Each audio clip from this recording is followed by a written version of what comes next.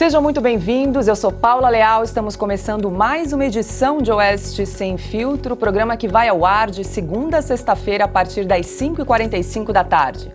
As principais notícias do dia são analisadas pelos nossos comentaristas.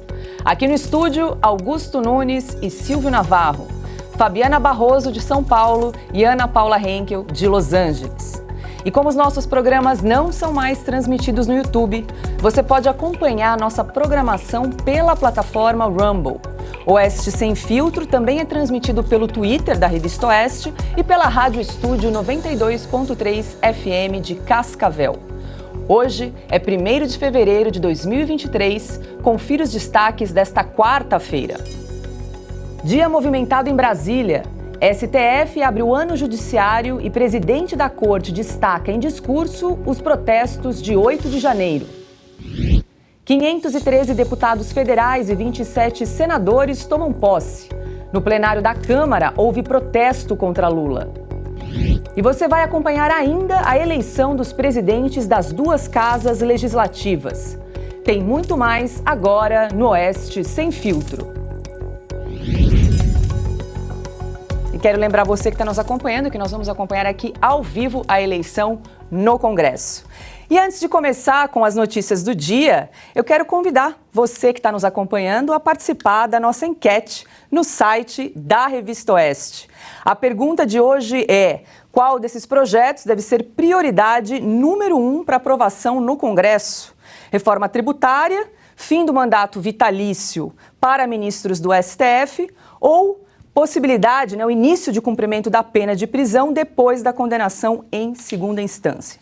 Então, pessoal, é só entrar no site da Revista Oeste para participar e você também pode responder a nossa enquete pelo Twitter da Revista Oeste. A votação encerra às 19 horas e o resultado a gente vai dar logo mais ao final aqui do programa Oeste Sem Filtro. E você que está nos acompanhando também aqui, agora são 17h47.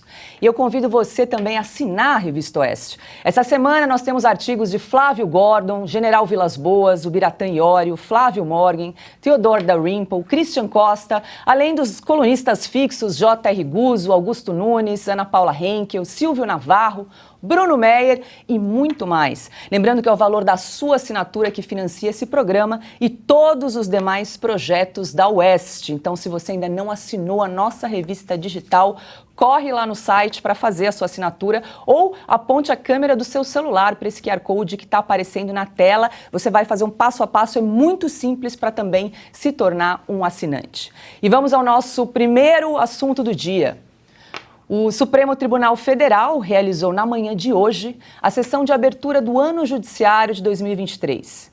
Entre as autoridades presentes estavam o presidente Lula e o vice Geraldo Alckmin. Foi a primeira sessão depois das invasões dos prédios dos três poderes em 8 de janeiro, em um plenário já reformado. A presidente da Corte, Rosa Weber, destacou em boa parte do discurso os atos de vandalismo.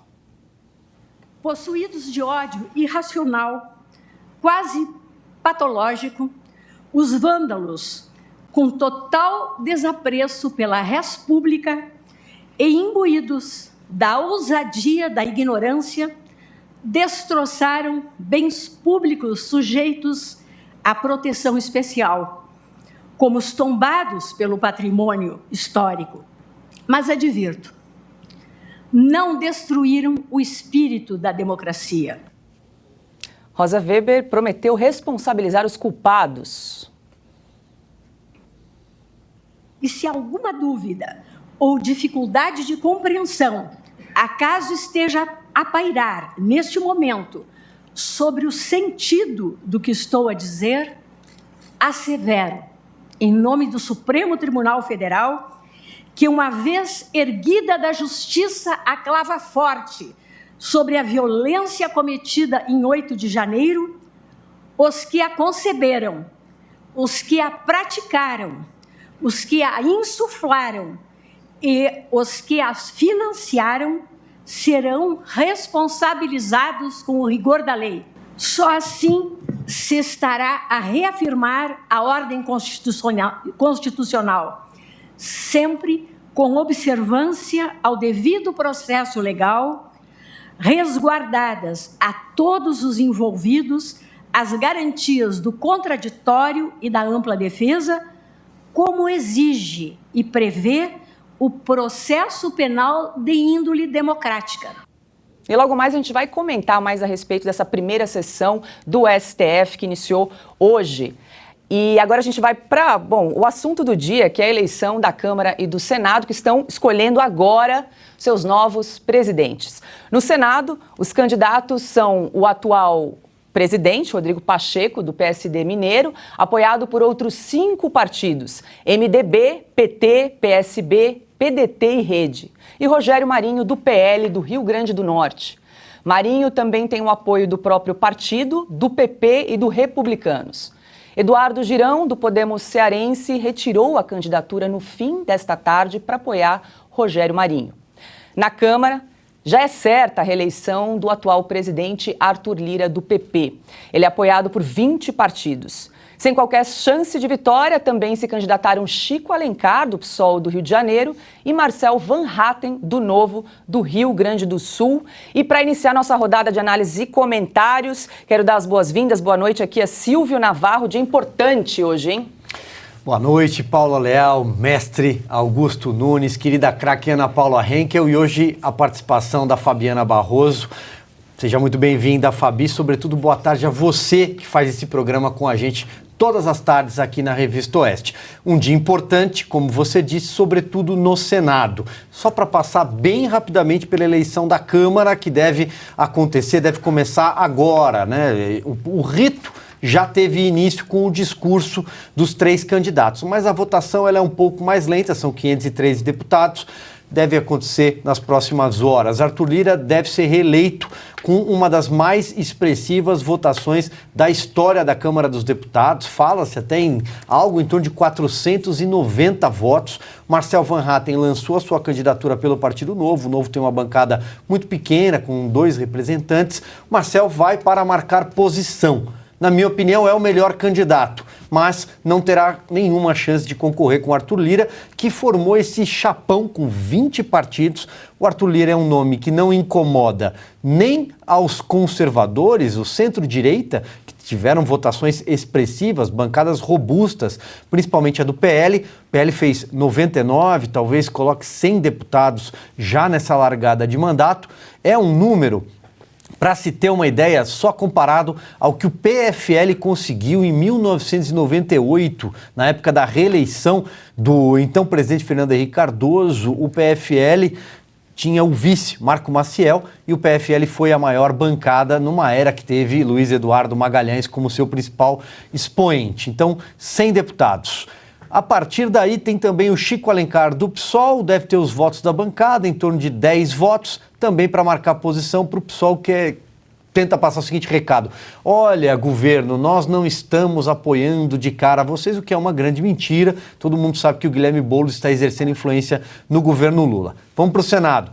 Senado, a disputa parece ser acirrada, mas qualquer previsão é chute nesse momento, porque como o voto é secreto, a gente sabe, como diria Tancredo Neves, dentro da urna, no segredo do voto, dá uma vontade de trair, né? Trair, coçar é só começar. Então, o Pacheco acha que terá em torno de 46 votos, talvez um pouco mais, e Girão, retirando a sua candidatura, transferindo os votos para o Marinho, Marinho avalia que teria ali 38, talvez um pouco mais. Aí tem essa massa de indecisos que deve decidir essa eleição. Depois a gente fala um pouco sobre os discursos dele, Paulo, para eu não me alongar aqui. E a gente acompanha ao vivo imagens do plenário do Senado, onde ocorre agora a eleição para o novo presidente. E quero dar as boas-vindas a Ana Paula Henkel, também quero te ouvir, Ana. Em relação à presidência da Câmara dos Deputados, parece que já está definida, mas ali a disputa para o Senado está um pouco embolado o meio de campo, né? É isso, Paula. Muito boa noite, boa tarde, né? Nossa querida âncora, como Augusto costuma dizer, nossa chefe. Boa noite ao craque Silvio Navarro, mestre Augusto, querida Fabiana, e muito boa tarde à nossa audiência maravilhosa. Paula, como o Silvio disse, né, a Câmara já decidida. Agora, o interessante dessa votação do Senado eu estava assistindo e o debate em relação ao voto secreto, porque o voto secreto, né, é a prerrogativa ali da casa, mas em outras eleições, quem quisesse dizer em quem estava votando poderia abrir o voto. Isso não é uma coisa obrigatória, ninguém precisa abrir o voto. Mas quem quisesse abrir, quem desejasse abrir o voto, até para prestar contas para o seu eleitorado, para o povo brasileiro, um horror, né? Ter que prestar contas ao povo brasileiro. A mesa do Senado fez uma ameaça ali, eu não sei o que ficou decidido, porque eu vim para cá para entrarmos no ar, de anular o voto daqueles que revelassem em quem estavam votando. Não sei como ficou esse debate. O senador Girão foi até o microfone, questionou, o senador Marinho também, Rogério Marinho questionou, peraí, vai anular quem decidir prestar contas à população e declarar o seu voto? Isso não ficou muito claro, não sei como isso ficou estabelecido. E eu entrei na TV Senado aqui, que coisa, quase 90 mil pessoas assistindo essa sessão. Ou seja, o brasileiro se apaixonou mesmo por política, quer acompanhar. Quem imaginaria que quase 100 mil pessoas pudessem estar assistindo uma votação de presidente do Senado como Copa do Mundo? As redes sociais, todo mundo comentando, as pessoas comentando os discursos, dando notas para os discursos dos senadores, ou seja, a nação, a sociedade brasileira agora parece que não vai largar esse osso político aí. Vou pedir aqui para a produção para a gente acompanhar ao vivo a votação no plenário do Senado. Já temos, produção? A gente está acompanhando aqui. Os votos são... Isso já é o processo da votação. Os votos são certos. Papel, vamos lá. E aí, você ficou surpreso, por exemplo, com a fiscalização aí da Dolce. Veja, isso é autorizado, né? Faz parte do regimento do Senado ter uma espécie de fiscal do voto. Mas é claro, é evidente que o Renan e o Randolph, né, essa dupla de dinâmica, para não adjetivar aqui, tá ali para pressionar os senadores. É evidente que eles estão ali pressionando, olha lá. A Tereza Cristina, que está votando agora, que voto secreto é esse? Pois é. É evidente que eles estão pressionando. É o estado de Rondônia. É como Cajuru se você tá ali tiver... sentado também, né? É como se você tiver alguém dentro da cabine de votação ao teu lado. Nunca vi isso.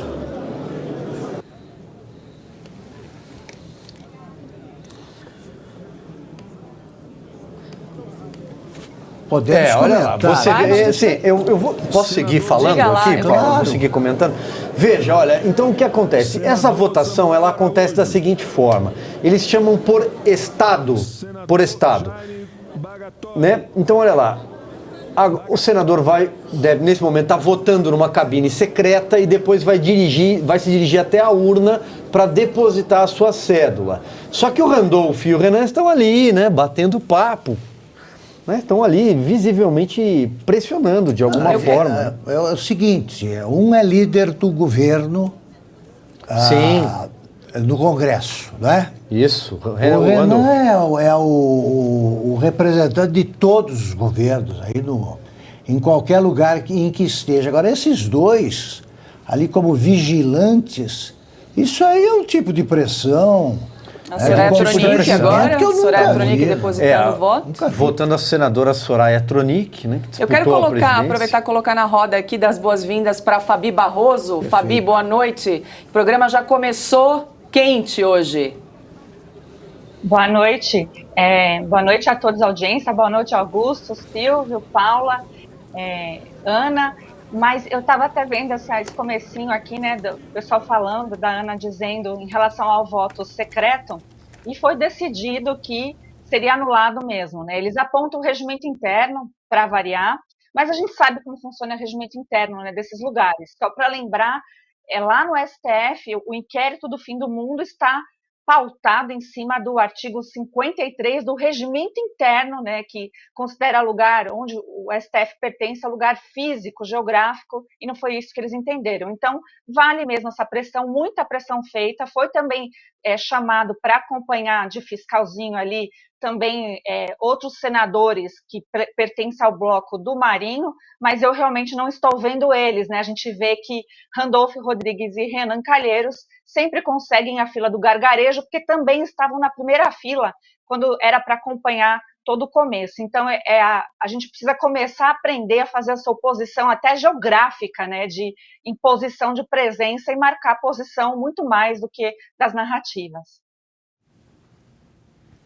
A gente continua aí acompanhando, então, a votação. O voto secreto é um direito a exercer, né? Você pode abrir mão disso, nada impede que você mostre. Esse é um tema que foi levantado.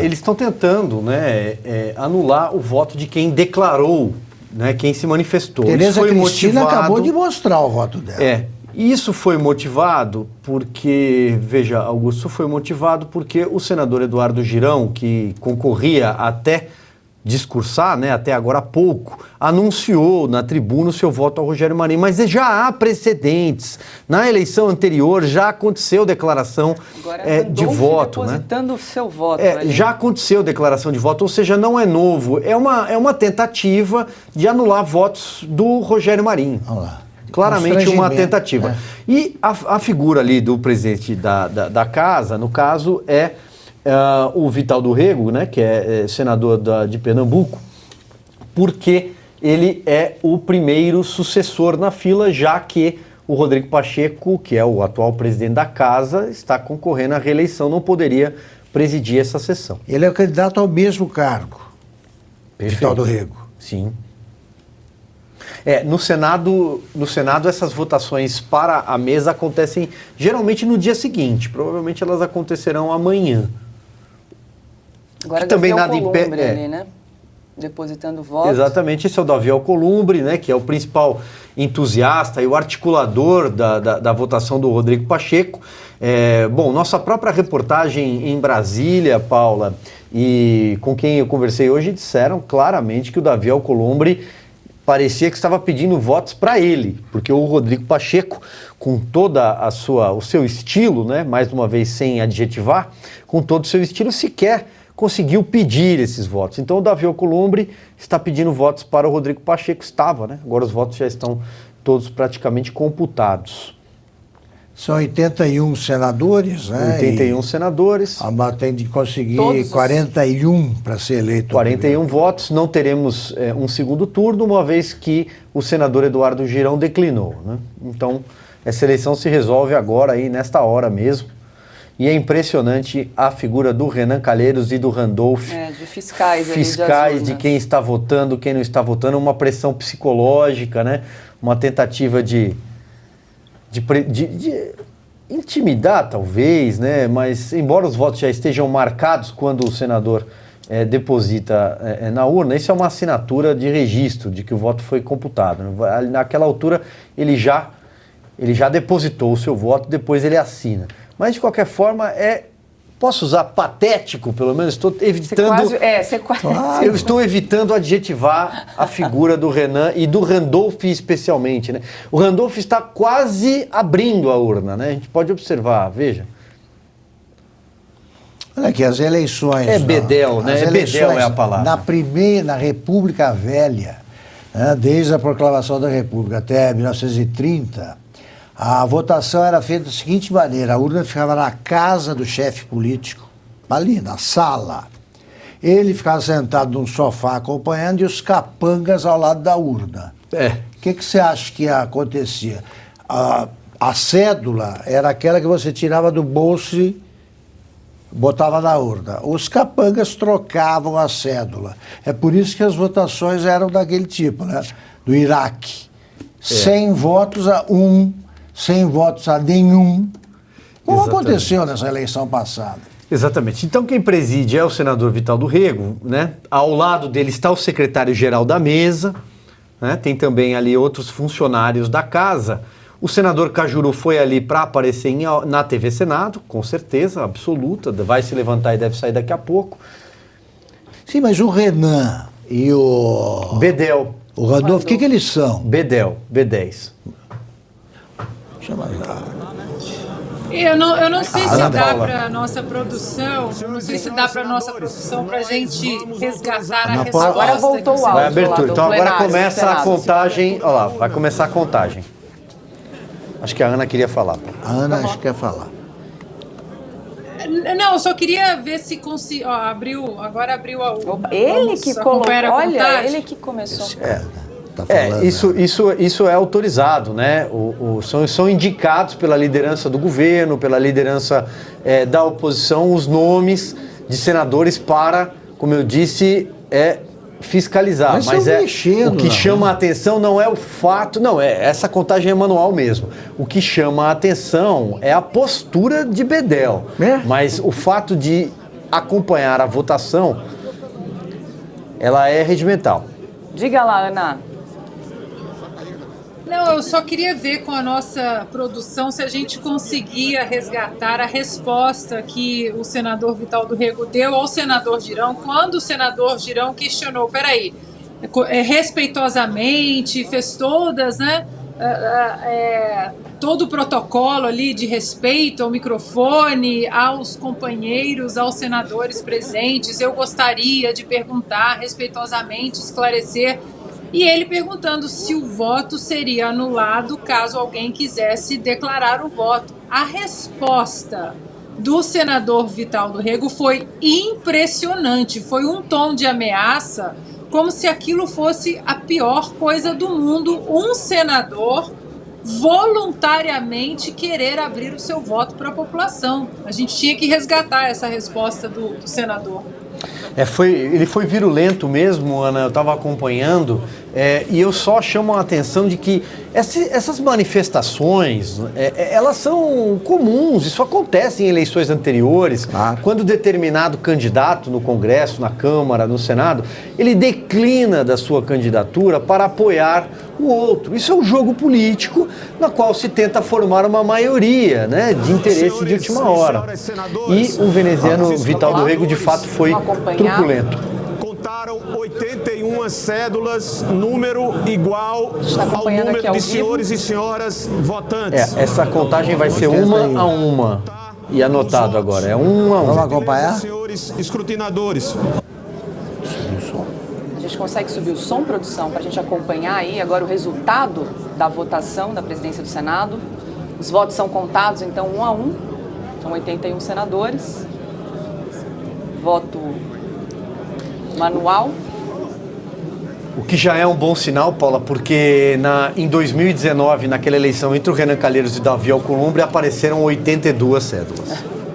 Não tem o som. Não, no caso, o microfone ali da mesa está fechado, Augusto.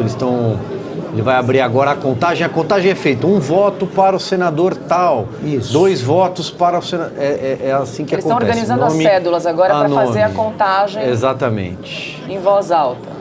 Mas repito que já é um bom sinal, 81 cédulas.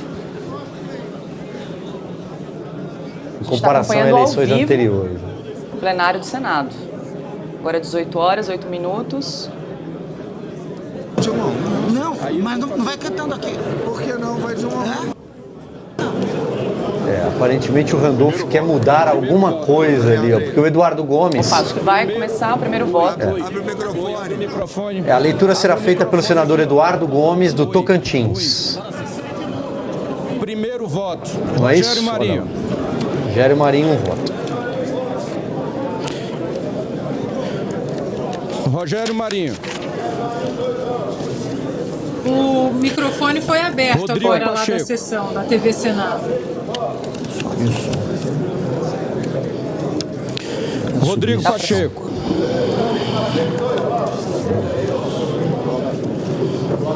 Rodrigo Pacheco. 3 votos para Pacheco, 2 Marinho. Quem acompanha a votação ao lado de Pacheco é o Marazis. Rogério Marinho.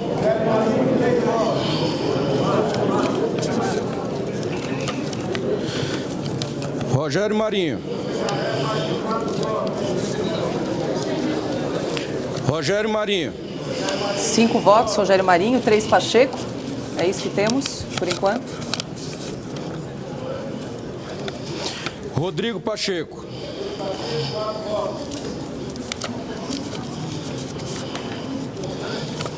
Rodrigo Pacheco. Empatados, 10 votos contados até agora. Mais 10. Mais 10. Eles contam sempre de 10 em 10. Rogério Marinho. Por aí. É ele aqui, ó. Aqui. Tá aqui, ó. Pacheco. A gente acompanha agora Rogério Marinho. Rogério Marinho, né? Já tinha falado. Opa. Isso. Então são 6 votos. Não, repetiu. 6 a 5. Rodrigo Pacheco. 6 a 6, está correto. Rodrigo Pacheco. Alcide. Rodrigo Pacheco. Rogério Marinho. Que narrador, hein? Rodrigo Pacheco.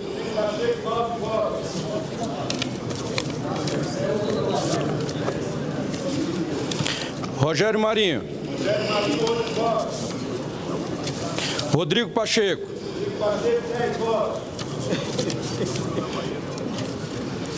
Rogério Marinho. Rogério Marinho. Empate por enquanto, 10 votos. 10 a 10, 20 votos contabilizados. Já foi anunciado. Isso.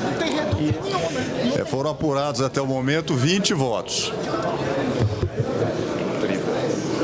Deixa aí os votos. Empate por enquanto, Rogério Marinho com 10 votos. Rodrigo Pacheco, 10 votos também. Rogério Marinho. Pacheco.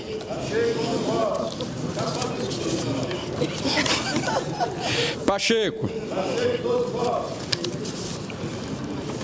Pacheco. Reduto. Pacheco.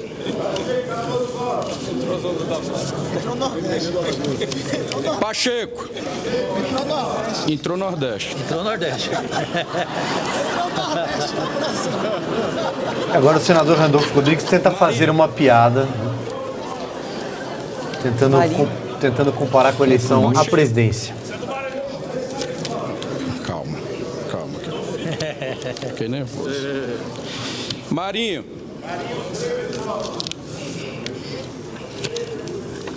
Marinho. Volta pro sul. Voltou pro sul. Vai. 30 votos, por até agora. Pacheco. 17. Pacheco.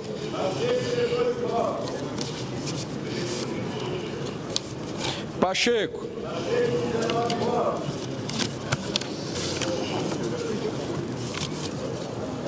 Marinho.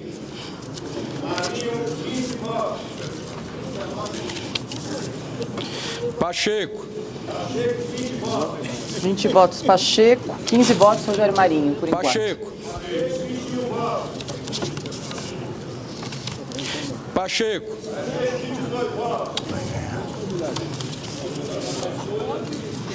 Eu acho que chegou a Bahia. Pacheco. Chegou a Bahia. Marinho. Vamos tirar esse 16. Marinho. Ó, eu já vou passar aqui para a mesa. Os apurados. Marinho. E essas aqui. 40 votos. Apurados, placar de 23 a 17. A favor de Pacheco. Pacheco. 24. Marinho. Marinho, 18. Pacheco. Marinho.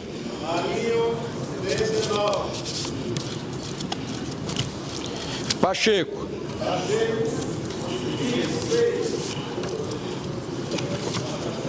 Pacheco.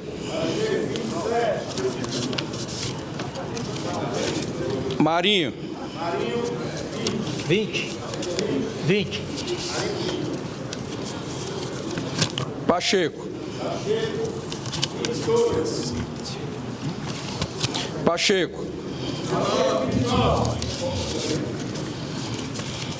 Pacheco.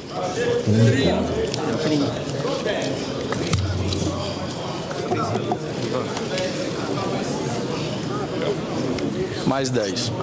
Por enquanto, então, Rodrigo Pacheco, 30 votos, Rogério Marinho, 20 votos. 50 votos computados. Vamos lá. Pacheco.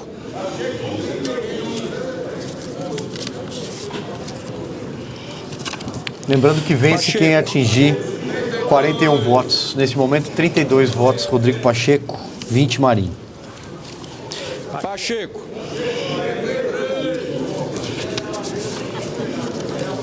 Pacheco. Acho que chegou a Bahia e o Maranhão. Bahia e Maranhão. Pacheco. Maranhão não falta. Pacheco.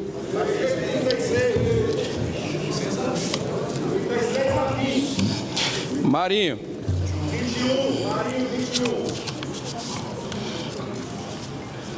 Pacheco.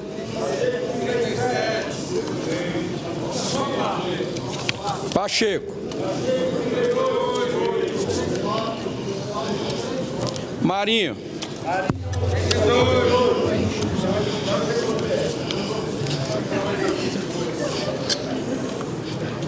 Bebe uma água. Bebe minha aguinha aí, merece. Merece tomar uma água. Vocês querem suspender por 20 minutos, não? 38 a 22, faltam 3 votos para a eleição do Pacheco. Marinho. E o Marinho tem 22, agora 23 votos. Marinho. Rio Grande do Sul entrou. Rio Grande do Sul entrou. Pacheco. 39. Faltam 2 votos. Marinho.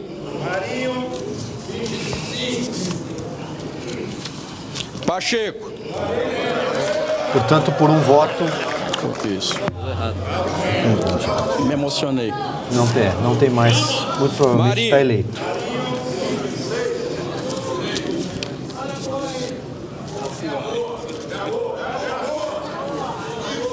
Marinho. 27. Marinho já tem 1/3 da casa. Faltam Marinho. 28.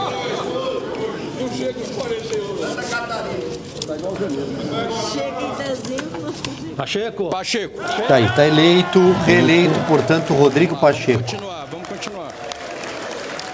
Mas vamos em 42 votos agora. Interessante saber o tamanho da frente que se formou no Senado a favor de Rogério Marinho. Interessante saber o número de Marinho, né? Isso, vamos seguir. Vamos seguir que precisa terminar para proclamar o resultado. Senhores e senhoras senadores. Para proclamar o resultado, senhoras e senhores senadores, por obséquio, para que nós concluamos o processo de aferição. E a figura do Marcelo Ramos ali também, que era do Amazonas, né? Não foi reeleito deputado, não foi eleito senador. Flávio Dino também acompanha. Que já foi anunciado. Vamos. 42. 42. Vamos lá. 42 a 28. 42 a 28. Isso, 42 a 28. Vamos lá. Pacheco. 43. Marinho. 29. Pacheco. 44. Marinho. 44 a 30. Pacheco. 45 a 30 nesse momento. Pacheco.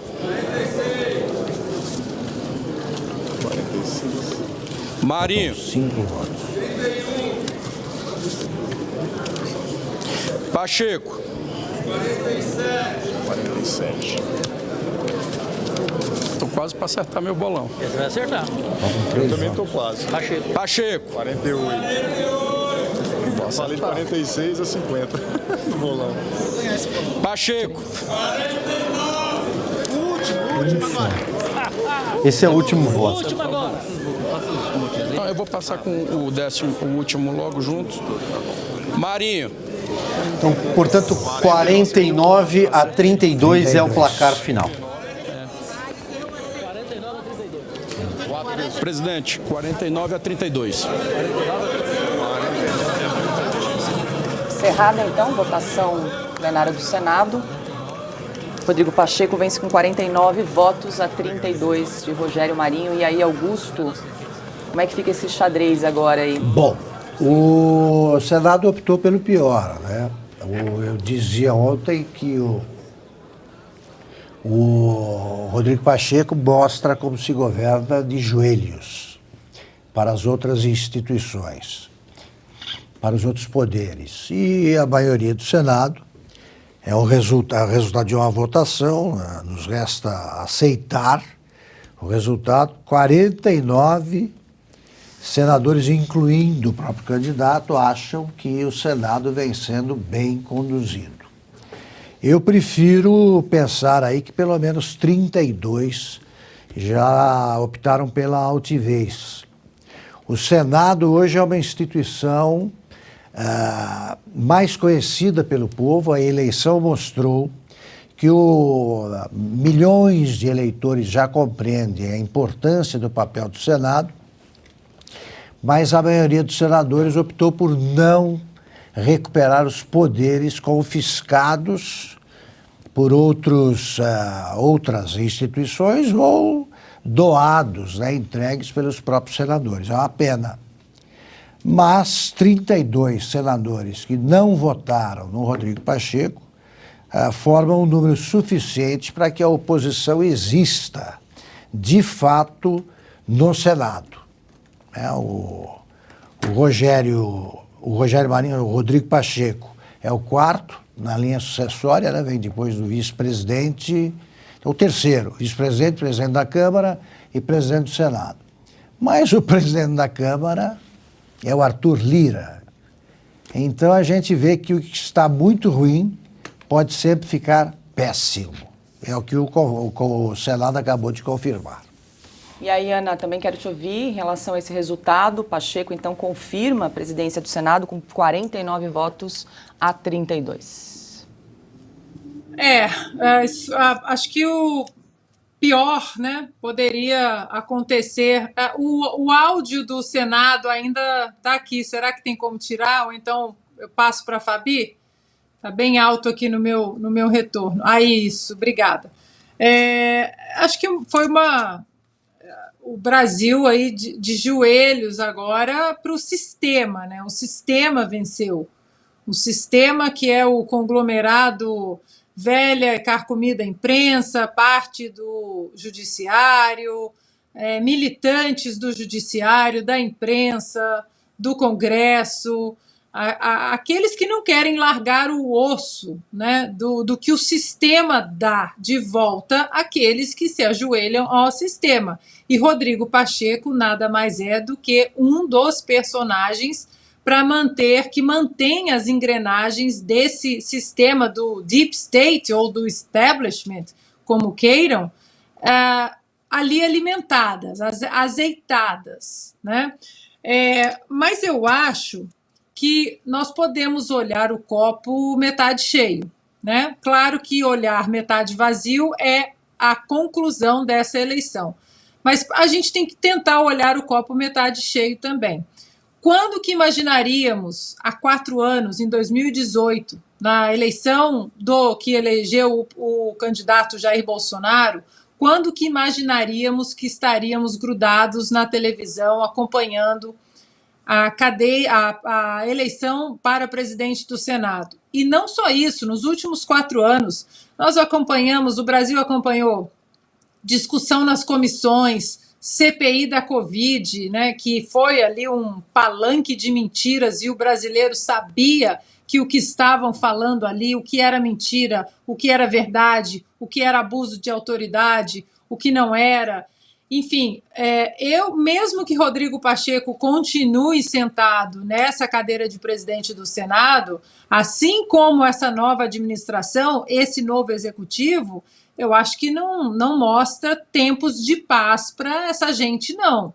Há uma renovação no Congresso, né? Há uma renovação na Câmara, no Senado. Rogério Marinho, aí, com 32 votos, mostra que tem uma força, sim, dentro do Senado. A Câmara também tem uma força grande. Hoje, vários deles, ali, dezenas de deputados, já segurando o cartaz fora Lula, ou seja, já começaram o ano legislativo com como eles diziam, né? Primeiramente fora Temer, já com primeiramente fora Lula. Então, eu acho que existe uma mudança política no cenário, apesar da manutenção aí dessa cadeira do Senado. Eu acho que o caminho dessa turma aí do establishment não vai ser tão fácil assim, não. Fabi, também quero te ouvir em relação a esse resultado aí, 49, Rodrigo Pacheco, então, confirmando a presidência no Senado, e esses 32, quase 40%, então, né, da Casa do Senado votou em oposição a Rodrigo Pacheco, né? Isso tem uma simbologia, né, um recado. Tem um peso muito claro, ainda mais eu que sou do direito, e a gente teve atuação, ao meu ver, da pior composição da história do Supremo. Então, isso, de certa forma, se chancela, né, a atuação do STF por esse sistema, é isso que nós estamos acompanhando. Então, até acho que vale a pena investigar, saber a denúncia que o deputado Sanderson até fará, porque a mídia tradicional lá resolveu até dizer que houve sim ingerência, né, de alguns telefonemas, supostamente, para alguns senadores. Isso precisa ser investigado, porque essa separação de poderes, neste caso, é muito mais importante até do que o sigilo do voto, né, que é de um regimento interno. O outro está acima porque está na Constituição, então não pode haver essa ingerência. E eu vejo algumas coisas emblemáticas, como a Simone Tebet estando aí no meio, mesmo que ela não foi reeleita, mas a gente sabe que ela faz parte do governo. A gente sabe da ausência, né, de posição, por exemplo, de um candidato que o Bolsonaro apoiou, que é o Romário, que ele disse que não ia revelar, então provavelmente dá para dizer que ele votou no bloco aí Pacheco, porque era amigo e fazia parte da mesa. Mas existe agora outro trabalho a ser feito. É muito importante as pessoas terem a consciência de fazer pressão, que é importante participar das comissões, e parece que isso os partidos negociaram, e o PL espero que faça essa frente aí de participar das principais comissões, tanto no Senado quanto na Câmara também. É importantíssimo. CCJ, que é a Comissão de Constituição e Justiça, e também a orçamentária. E a gente vê também já aquela agir de duplas, né, de manutenção do poder do próprio Pacheco, que tomou a cadeira do Alcolumbre, e Alcolumbre já trabalhou em favor dele, e já é dito que daqui 2 anos o nome que constará aí como presidente será o Alcolumbre. Então, eu espero que nesses 2 anos agora os outros senadores acordem e que faça de verdade uma oposição ao que virá pela frente, porque parece-me que os nossos dias não serão fáceis sem a justiça ser restabelecida no Brasil. A gente está acompanhando, daqui a pouquinho o Rodrigo Pacheco vai falar e a gente vai acompanhar ao vivo no plenário do Senado. Silvio Navarro, se quiser comentar, e depois posso te interromper para a gente acompanhar ali Rodrigo Pacheco ao vivo. Tudo bem, Paula. Olha só, é claro que a gente sempre espera que o Congresso será melhor a cada legislatura. Infelizmente, às vezes isso não acontece. Eu vou só ser um pouco mais pessimista aqui do que os meus colegas de bancada em relação a esse placar, 49-32. 49 é muita coisa, 49 são 3/5 do Senado. Há poucos instantes antes do início da votação, as contas eram que o Pacheco, no máximo, teria 46 votos. O próprio Randolfo Rodrigues falou, vamos sair de 46, 49 foi maior. Ou seja, muita gente que declarou nas redes sociais, inclusive, que votaria no Rogério Marinho, traiu na hora da urna. Rogério Marinho teria 38 ou mais votos, teve 32. 49 votos é quórum de PEC. para se aprovar uma proposta de emenda constitucional. Ou seja, claro que a transferência de apoio não é automática, mas o Rodrigo Pacheco teve uma massa de votos que pode conduzir à aprovação de emenda constitucional. Isso dá força, infelizmente, ao governo Lula. O Pacheco vai falar isso? Vamos lá. Isso, o Pacheco vai começar a falar, a gente vai acompanhar. Senhores senadores,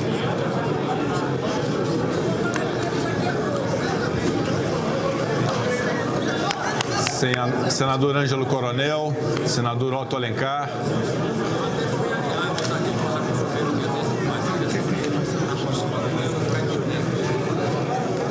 senhoras senadoras, senhores senadores, brasileiras, brasileiros,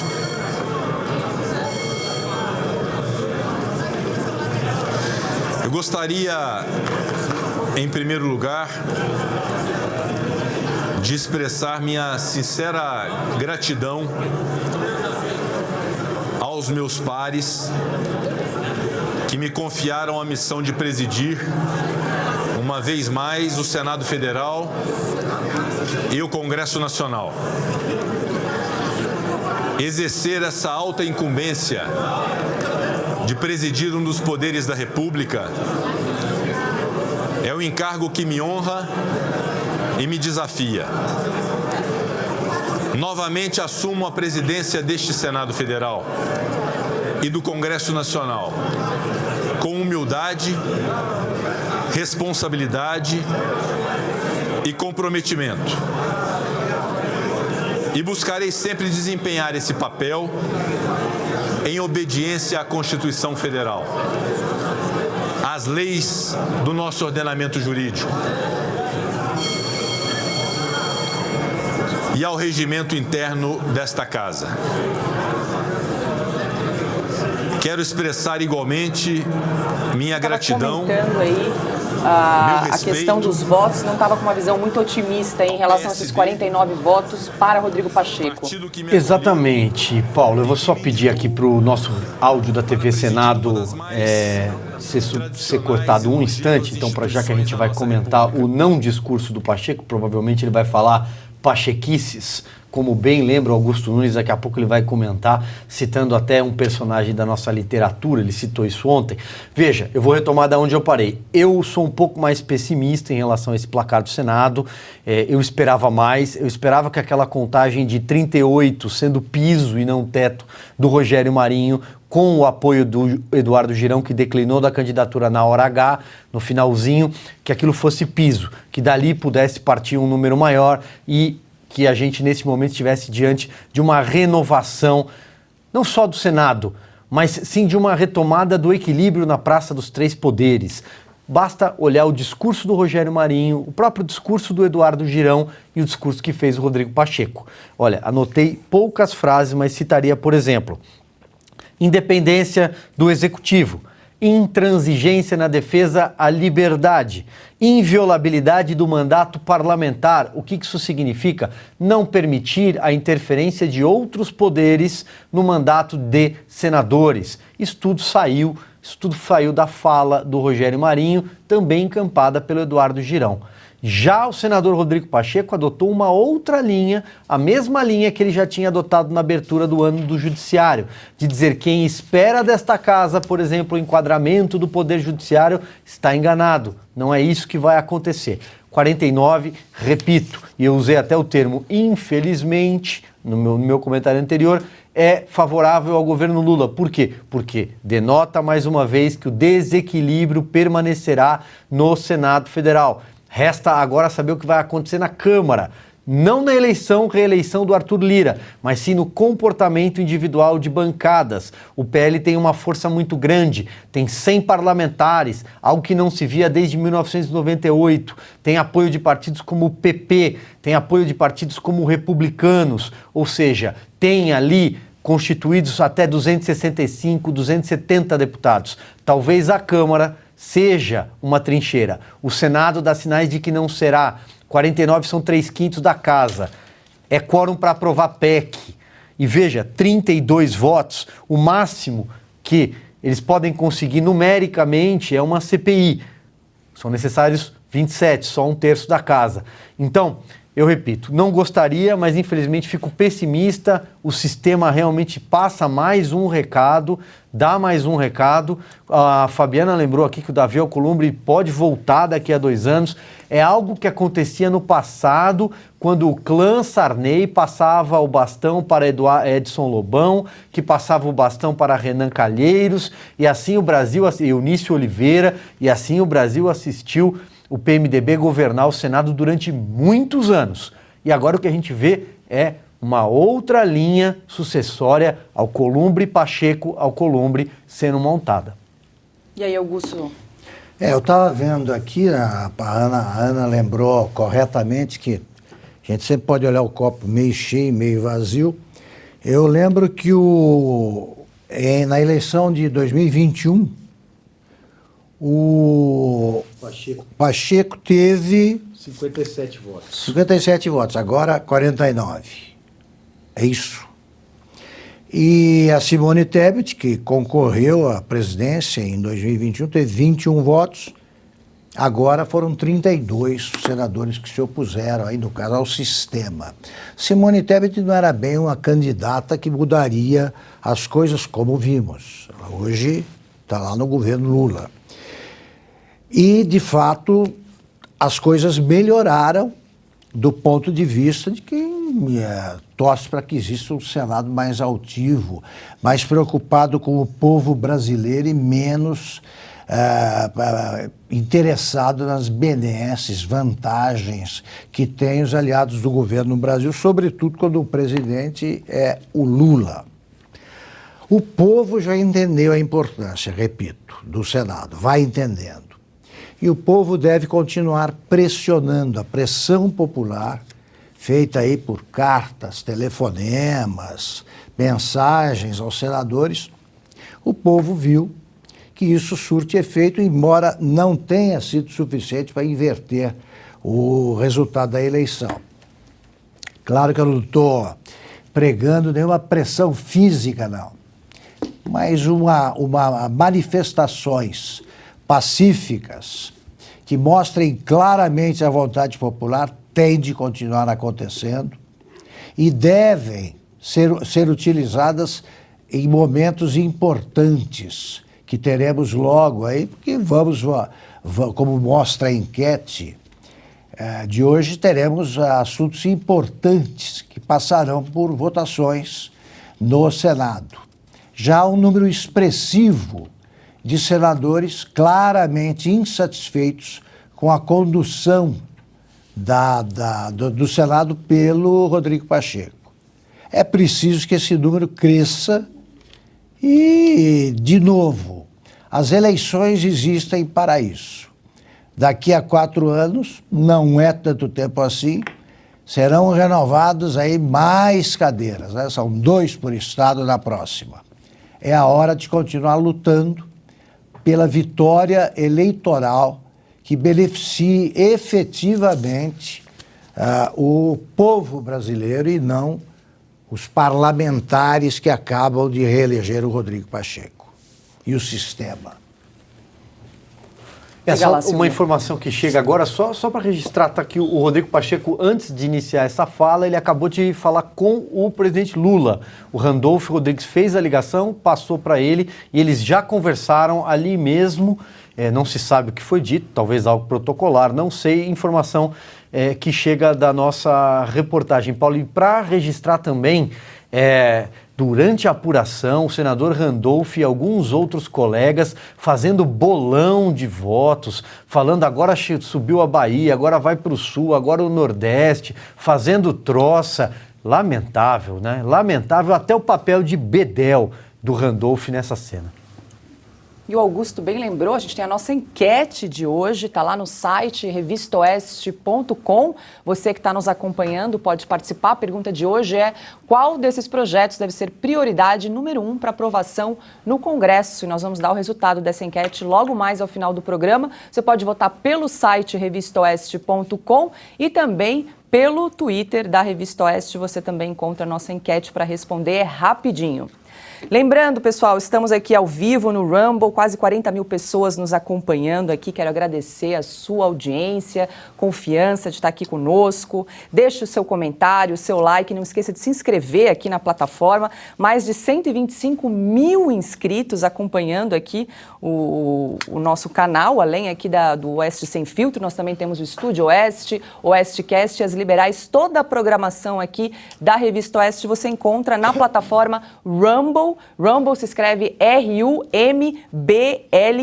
Então, lembrando você que está aí nos acompanhando, não esqueça de se inscrever e também copiar esse link e compartilhar nas redes sociais, grupos de WhatsApp, Telegram, para que mais pessoas venham até nós, para a gente fortalecer essa plataforma aqui do Rumble no nosso canal da Revista Oeste. E assinem a revista. Vamos, Silvio, fazer um convite para quem está nos acompanhando aí, mais de 40 mil pessoas para assinar a Revista Oeste? Fui convocado pela Paula Leal, veja só, queria convidar você a assinar, a apoiar o nosso jornalismo independente. Tá vendo um QR Code aí, ó, já passou no cantinho da sua tela, no canto direito, você aponta o celular e é muito simples, você passa a fazer parte do time da Oeste. Nós defendemos a liberdade, nós defendemos o liberalismo econômico, como diz até o nosso discurso aqui, né? Aqui não tem meia liberdade e é muito importante que a gente consiga levar a nossa mensagem para mais e mais pessoas, porque você financiando a Oeste, você está financiando o jornalismo independente que faz um contraponto a tudo isso que você já está acostumado e talvez esteja cansado de acompanhar por aí. Lembrando que ao assinar a nossa revista, você também está apoiando os nossos programas em vídeo. Posso completar? Claro, Augusto. Amanhã nós vamos apresentar reproduzir aqui um trabalho feito pelo site Poder 360, que é um primor, mostrando como é que foi o desempenho nos últimos anos do velho jornalismo, né? As edições impressas dos jornais estão desabando e eles não estão se recuperando, né? A turma do consórcio não consegue mais crescer na versão digital. Nada. É um desastre, vocês verão. Amanhã já estou pedindo que se preparem. Então é o seguinte, vocês estão apostando no futuro. Os leitores, né, evidentemente, vão envelhecendo, vão desaparecendo e os filhos buscam o digital, mas não fazem a opção pelo digital de quem continua dando, nas duas versões, o que não interessa. Os jornais não noticiam duas coisas que eu sempre propus em todas as empresas em que eu fui diretor de redação. Vocês só vão acreditar nos jornais, nas empresas jornalísticas, quando for noticiado uma onda de demissões no jornal. O jornal é o seguinte, ele diz, 20 demissões na Ford, 35 na Volks. Agora, quando as demissões em massa ocorrem na redação, não é notícia. Mesmo que ocorra em outro jornal. Eles se defendem. E a outra coisa é isso aí. A gente tem de tratar das oscilações, a imprensa honesta deveria tratar das oscilações dos veículos da empresa, da tiragem. Caiu, subiu, dá no fim do ano. O desempenho, vocês vão ver o desempenho desastroso, a performance desastrosa desses jornais. E, paralelamente a isso, a Oeste continua crescendo. Então, vocês que assinam, a gente estão garantindo o futuro e fazendo a opção pelo jornalismo moderno. Mais pessoas devem fazer isso. Nós temos de chegar a 100 mil assinaturas no fim deste ano, ou antes. E essa é uma aposta que eu peço que vocês comprem. Vamos convocar população de Brusque, Taquaritinga, Lavras, o Brasil Valinhos, inteiro. A região. É isso aí, só reforçando o que meus colegas já falaram, lembrando que a gente não aceita financiamento de partidos políticos, de empresas estatais e, portanto, é a sua assinatura que financia esse projeto aqui, Oeste Sem Filtro, Estúdio Oeste, OesteCast, As Liberais e todo o nosso time de jornalistas independentes. E a gente segue agora com mais informações aqui no programa. O ministro do STF, Luiz Roberto Barroso, determinou que sejam investigados integrantes do governo Jair Bolsonaro pelo possível envolvimento no chamado genocídio dos Yanomamis. Os alvos ainda não foram identificados. Barroso baseou-se em dados apresentados por aliados de Lula, entidades indígenas e pelo Ministério Público.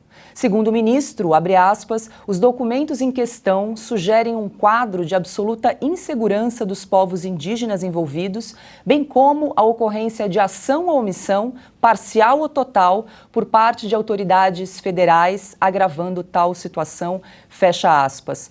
Os investigados poderão ser enquadrados nos crimes de quebra de sigilo de justiça, danos ambientais relacionados à vida e saúde de indígenas e crime de desobediência. Fabi Barroso, quero te ouvir em relação a essa determinação aí de investigação por parte do ministro Luiz Roberto Barroso. Bom, com nenhuma reação agora concreta do Senado, né, que nós já vamos saber, a gente vai ter que lidar mesmo com esses ministros. Em relação ao ministro Barroso, ele tem uma pauta muito clara, né, do neoconstitucionalismo, que então ele adapta as coisas, tudo que está na Constituição, conforme ele acha que é melhor para iluminar os próximos passos das pessoas, e é assim que ele faz. Em relação aos indígenas, ele tem essa mesma postura, e essa postura é igualzinha aos globalistas, né, internacionais, que têm sim, né, muito interesse, mas não necessariamente nos indígenas, mas nas terras indígenas. Então a gente vê a proteção das ONGs, né, mais de 14 mil ONGs na região específica aí que ele está mensurando e dizendo, e esses problemas dos indígenas Yanomamis, que realmente são bem miseráveis e é bem difícil a situação, mas é preciso dizer que não é de hoje. Foi investido bastante dinheiro no governo Bolsonaro e nós tivemos também até a denúncia de um deputado, né, da Venezuela dizendo que tem muito venezuelano migrando para o território brasileiro. Então tem todas essas condições juntas, mas isso não importa. O que importa é a tentativa de criminalizar algo aí do governo Bolsonaro. E o tão falado genocídio, que seria crime de calúnia, você dizer, né, que alguém é genocida sem ser, eles querem que agora dar realmente, né, a pecha de que seria um genocida. E esses outros crimes elencados aí, eu não consigo nem enxergar a probabilidade jurídica de algo acontecer, porque não foi exatamente isso que houve, e também a gente vê os vácuos, né, do preenchimento dos requisitos para a admissibilidade de uma ação dessas, que seria aí a coerência jurídica e o embasamento. Então, até individualizando também as condutas e não, né, dizendo, manda investigar e a gente não sabe nem quem. Mas esse é o Brasil, o novo Brasil, que parece mais um faroeste do que um Brasil constitucional. Ana Paula Henkel, quero te ouvir em relação a essa decisão aí do ministro Barroso, essa crise com a população Yanomami, a gente tem acompanhado aí nas últimas semanas. A gente sabe que esse é um problema antigo, infelizmente, um problema antigo no Brasil, né? É um problema antigo, mas agora qualquer problema antigo será colocado na conta do presidente Bolsonaro. Existe e vai existir uma clara perseguição política por vários atores políticos no Congresso. Randolph, por exemplo, que vai colocar com não sei quantos documentos, petições, chororôs nas mesas dos ministros do Supremo Tribunal Federal em relação ao Bolsonaro, a parlamentares ligados ao Bolsonaro.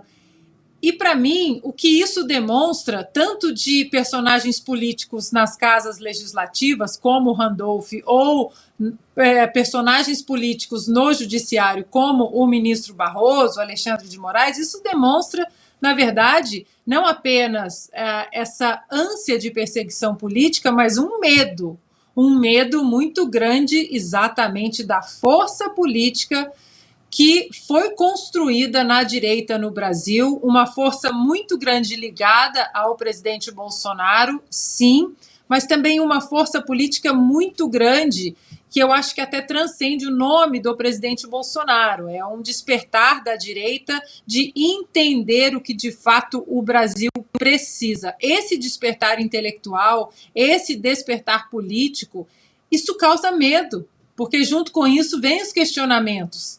Vem os questionamentos nos votos, nas ações, nas palavras, né, na saída das prerrogativas institucionais, como os ministros do Supremo fazem, que é sempre declarar fora dos autos, estão sempre fazendo lives e vivendo aí uma vida nada discreta, que não condiz exatamente com o papel institucional deles.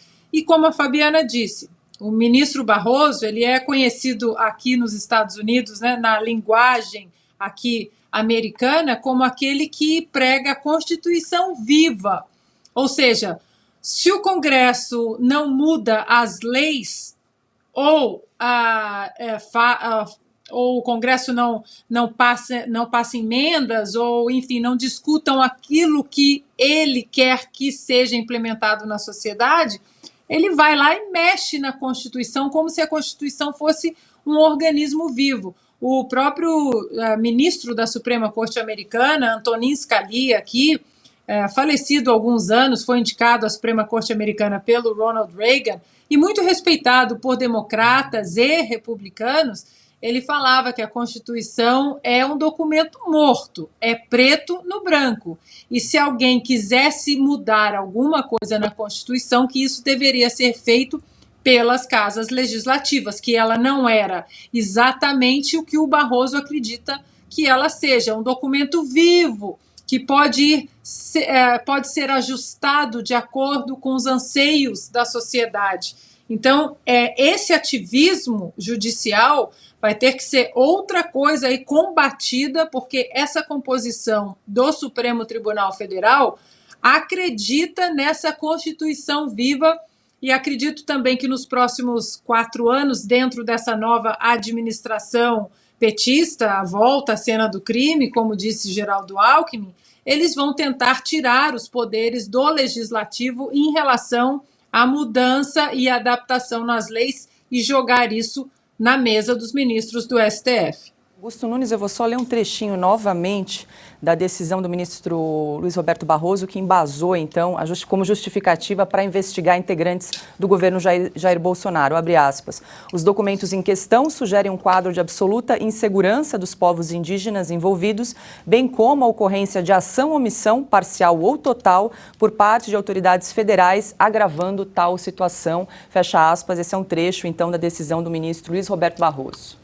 Engraçado, o Supremo há pouco tempo decidiu qual era o verdadeiro campeão, qual foi o verdadeiro campeão brasileiro de futebol em 1978 ou 88, uma coisa dessa, enfim, do século passado.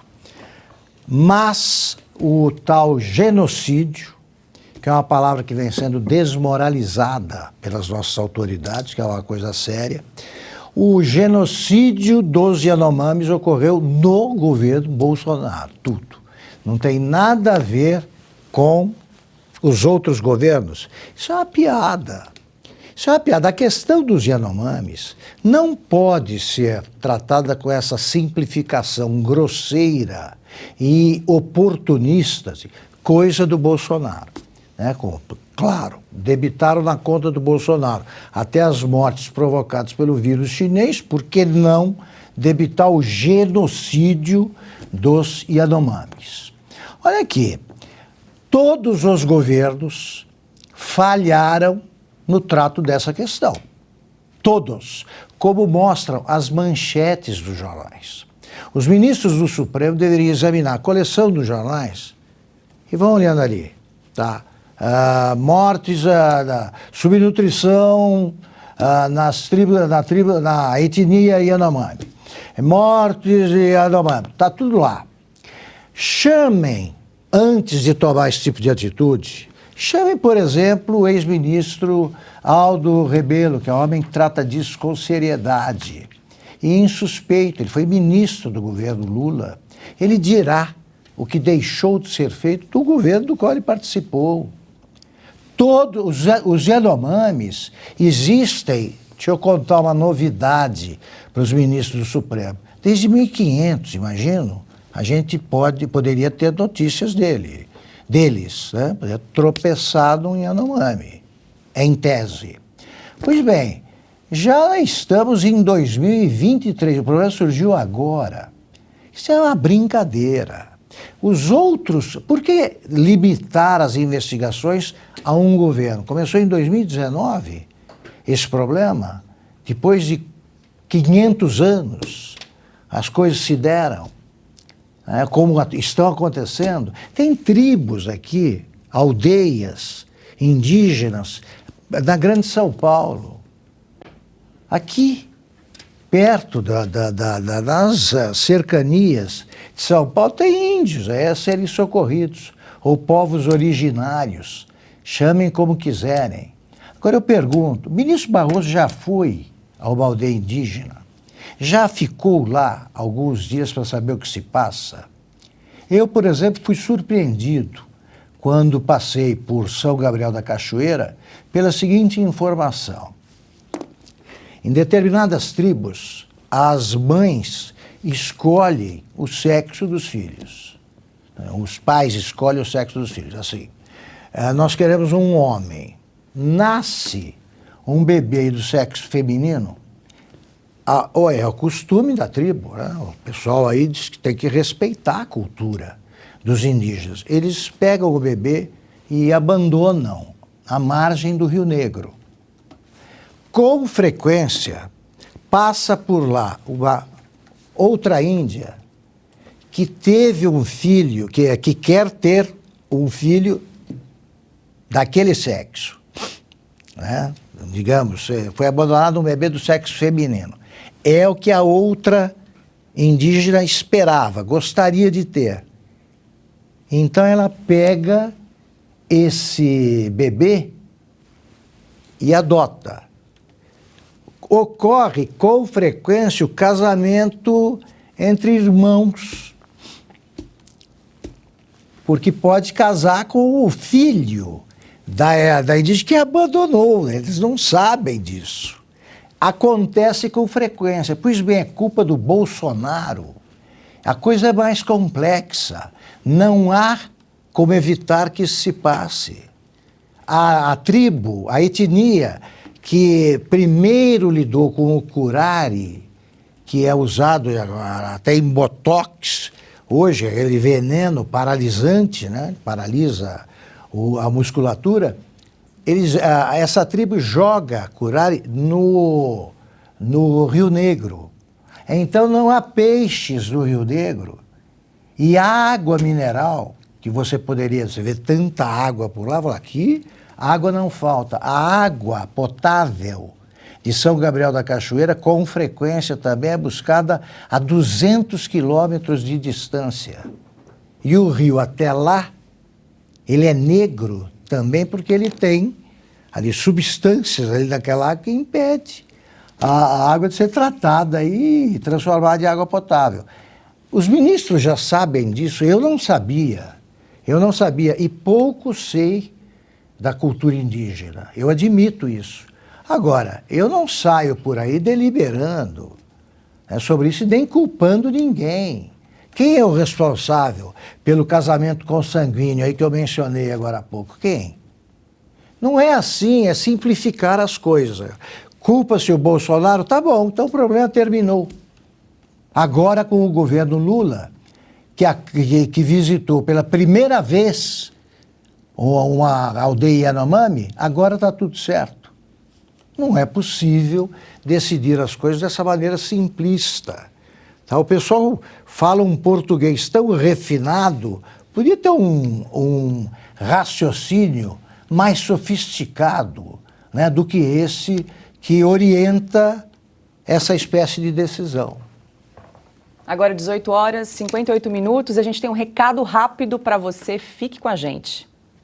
Pessoal, vocês sabiam que 60% da população brasileira possui uma doença chamada esteatose hepática? É aquilo que a gente costuma chamar de gordura acumulada em excesso no fígado e que pode, inclusive, matar. Mas eu tenho uma boa notícia.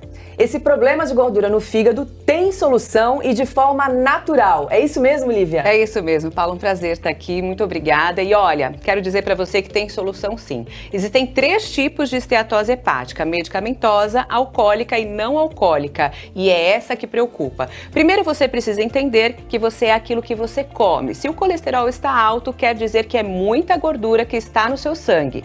Se você não cuidar, você corre o risco de ter até um infarto, tá? O resultado de quem usa o Liquiflora é nítido. Esses níveis vão se regulando, você evitará infarto, AVC e a própria cirrose. Além disso, você usando o Liquiflora, o seu intestino fica mais saudável. O fígado vai ficando limpinho, você não terá cirrose, nem dor de cabeça e nem aquela sensação de acordar com ressaca. É por isso que ele hoje é o produto mais procurado do Brasil. A partir dos 14 anos já pode fazer uso, porque é um produto 100% natural, sem contraindicação, composto por ervas como boldo, carqueja e perroxo, entre outras opções aí de ervas que fazem um papel importante no nosso fígado. É sensacional. E Lívia, conta pra gente, tem alguma promoção especial para quem tá acompanhando a gente agora? Com toda certeza. Ligue agora no 0800 020 1733 que você vai comprar o kit do Liquiflora com 40% de desconto. E esse é um desconto exclusivo para quem está assistindo a gente. O frete para você é grátis e ainda tem presentão. Comprou o kit, você leva, ó, melatonina para ter um sono de qualidade, que a gente pensa nisso também, viu? Isso é importante. Então vou repetir aqui, 40% de desconto e presentes da Oiti. Ligue agora no 0800 020 1733. O presidente do Partido Liberal divulgou uma nota depois da reeleição de Rodrigo Pacheco à presidência do Senado. Abre aspas, o Partido Liberal sabe do peso, da dimensão e da responsabilidade do cargo de presidente do Senado Federal e do Congresso Nacional. Nossa democracia, nesse momento, precisa de equilíbrio, firmeza e harmonia entre os poderes. Já passou da hora de retomar as discussões e projetos para fazer o Brasil crescer. Precisamos voltar a falar de geração de emprego, da retomada da economia e das ações concretas para melhorar a vida do povo brasileiro. Temos de retomar as reformas de Estado e combater nossa enorme dívida social. Precisamos voltar a reduzir a pobreza e garantir as liberdades. O governo que assumiu agora precisa apresentar soluções, pois até agora nada de concreto foi apresentado. O PL vai cobrar, vai fiscalizar e seguirá como uma oposição forte e responsável. Quanto ao nosso candidato, Rogério Marinho, queremos ressaltar que foi um grande candidato, combateu o bom combate, mostrou a força do Partido Liberal e a grandeza de suas qualidades, fecha aspas, essa nota do PL, que saiu agora pouco aqui pra gente do presidente aí, Valdemar Costa Neto. Ana, quero te ouvir aí, porque o presidente agora reeleito, Rodrigo Pacheco, acabou de falar no plenário do Senado, né?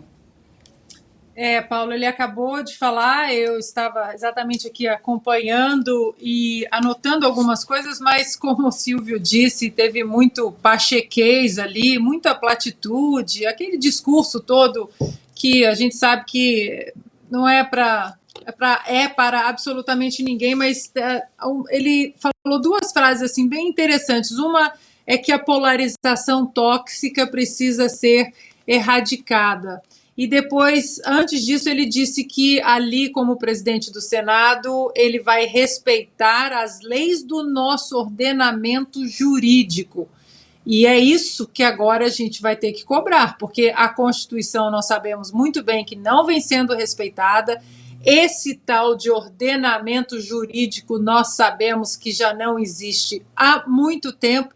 Fabiana pode até colocar em maiores detalhes, né, esse desordenamento jurídico que o Brasil vem sendo submetido, né, parte dele vem do Supremo Tribunal Federal, que deveria apenas salvaguardar a nossa Constituição, as nossas leis, e o Senado agora, com Rodrigo Pacheco, vai continuar de joelhos a esse desordenamento jurídico.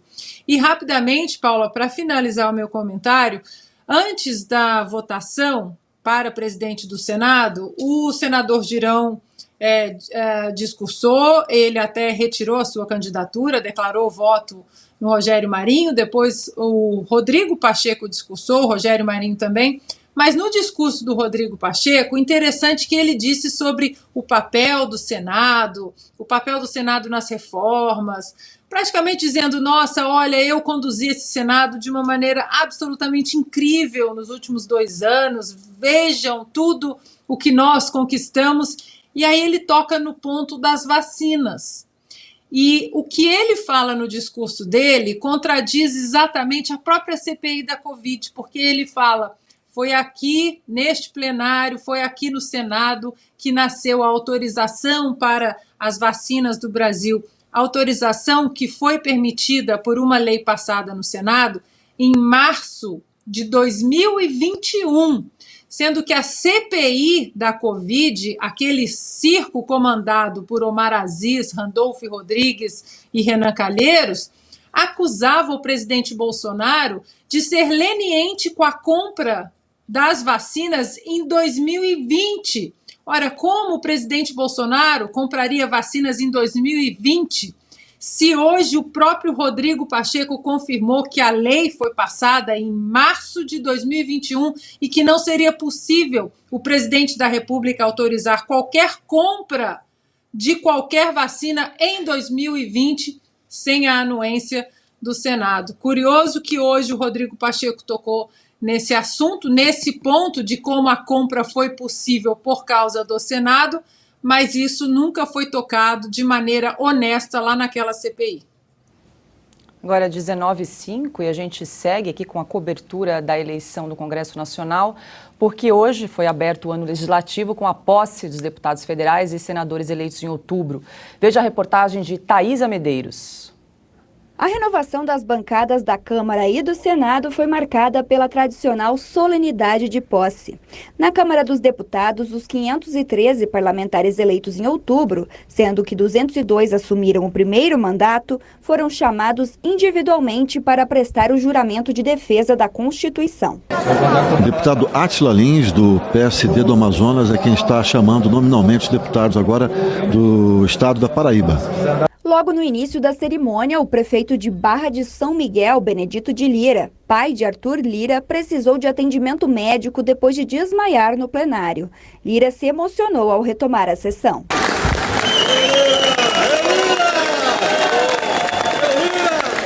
Na casa, alguns parlamentares protestaram durante a solenidade com adesivos escritos "Fora Lula" e "Fora Ladrão". Um dos deputados que participou do movimento foi Nicolás Ferreira, o mais votado do país. Uma vontade, uma coragem e principalmente representar as pessoas que acreditaram em mim. Vou manter a minha essência combativa e vamos para cima. As nossas bandeiras aqui são várias, mas basicamente a mais importante é Deus, Pátria, Família e Liberdade. Não pode colocar isso como um mero rótulo. Eu vivo Deus, eu vivo a família e também vivo a liberdade. Construímos um consenso em torno da candidatura do Arthur Lira. No Senado temos 2 candidaturas importantes. Eu acho que essa solução vai encontrar uma ressonância no Brasil. O Rogério tem compromisso com essa agenda nossa, né? Enquanto que o Pacheco ficou ali num jogo ali de segurar, inclusive, as nossas pautas. Os novos senadores também tomaram posse nesta quarta-feira. Entre eleitos e reeleitos, o PL, partido do ex-presidente Jair Bolsonaro, foi o que mais elegeu senadores. Mas quem terá a maior bancada na casa é o PSD. Fabi, então hoje tivemos aí a posse de deputados federais e senadores em Brasília. Questão que fica, como é que vai ser então a relação do presidente Lula com essa nova formação aí do Congresso? Olha, até para ligar uma coisa na outra, o Pacheco, quando ele apresentou a candidatura, como a Ana estava falando, ele disse sobre comissões, né? Então, a gente vê que o governo Lula está propondo várias comissões com envolvimento, por exemplo, para propor medida provisória, porque na cabeça, no cálculo do próprio PT, eles deveriam ter feito o cálculo que não seria aprovada as medidas provisórias, mas agora, depois desse resultado no Senado, não sei nem se eles vão manter. Mas o Pacheco chegou a mencionar essas comissões. Então, para tratar, né, para que não faça aquela coisa forçada de medida provisória, para depois o Senado ter que derrubar, mas porque a MP já acaba valendo. Eu vejo com muita dificuldade o cenário político realmente se movimentar de uma outra forma, abrindo espaço para o que realmente importa ao Brasil, mesmo tendo esse pessoal bom aí que chegou na Câmara. A gente sabe que tem a ingerência muito grande de caciques partidários que eles acabam fazendo esses conchavos. E o que a gente assistiu hoje, tanto na definição da própria Câmara, né, da presidência e da presidência do Senado, não é nada mais do que a realidade jogada na nossa cara de que os conchavos na política brasileira valem muito mais do que popularidade, etc. Uma coisa muito preocupante, mas muito preocupante mesmo, que o Pacheco falou, e que eu não sei se a Câmara vai conseguir, vai segurar isso, são os projetos de lei, tem alguns que trata aí da censura, agora assim, né, tentando legalizar a censura no Brasil através de leis, né? Então, o Pacheco também chegou a dizer sobre isso, sobre as liberdades, né, de dizer coisas em redes sociais. Ele foi muito claro, dizendo que se pregava desinformação. E a gente sabe que eles mesmos, como a Ana até disse, né, exemplificou aí muito bem, falando sobre lei e período, ele acabou produzindo uma desinformação, e não é corrigido, não punido e não tolhido como as pessoas comuns. Então, isso me preocupa, é a grande bandeira que a gente tem que se unir por isso, é a liberdade, é sobre liberdade, manutenção das leis que existem no Brasil, e não essa sandice que a gente está assistindo. E Silvio, hoje na posse a gente acompanhou até protesto aí contra o presidente Lula, né? Pois é, Paula, é um grupo grande de deputados. A gente acompanhou aqui a entrevista do deputado Nicolas Ferreira, o mais votado, 1,5 milhão de votos em Minas Gerais. Ao lado dele estava Gustavo Gayer, um importante influenciador também, antes de chegar à Câmara dos Deputados, influenciador nas redes sociais, e outros nomes também bem conhecidos. Eu queria relembrar o número da bancada do PL que atinge, né, 3 dígitos, são 100 deputados, 99, mas chega a 100, porque tem algumas trocas. Hoje, aliás, tem muitas trocas. Muitos ministros já empossados deixaram o cargo por um dia para votar, por exemplo, no Senado. O caso do filho do senador Renan Calheiros, o caso também aconteceu com o ministro da Agricultura. Então, eles deixaram os postos para votar na Câmara e no Senado e vão retomar. Então, há um certo giro, um certo rodízio nessas cadeiras. Mas o PL faz uma bancada importante, uma bancada que só se assemelha à do PFL em 1998, quando fez 105 deputados. Naquele ano, o PSDB, que era o partido do então presidente Fernando Henrique Cardoso, fez 99, ou seja, a chapa já chegou à Câmara dos Deputados com 200 parlamentares. Então, assim, eu quero chamar a atenção para o papel do PL. E por quê? O PL, o PP, o Republicanos, estes partidos que elegeram nomes com perfil mais conservador, de centro-direita, que têm uma agenda muito clara e tiveram votações expressivas para chegar à Câmara dos Deputados, precisam marcar posição. Precisam bater o pé e não ceder a acordos feitos, aliás, pelo próprio Arthur Lira, para conseguir o que ele vai conseguir daqui a pouco, que são 490 ou algo assim de votos, e ceder, por exemplo, a CCJ para o PT. Neste momento, em negociação, a entrega da CCJ, a mais importante comissão, a porta de entrada de qualquer projeto em tramitação na casa, tem que ser analisado pela Comissão de Constituição e Justiça, ao PT.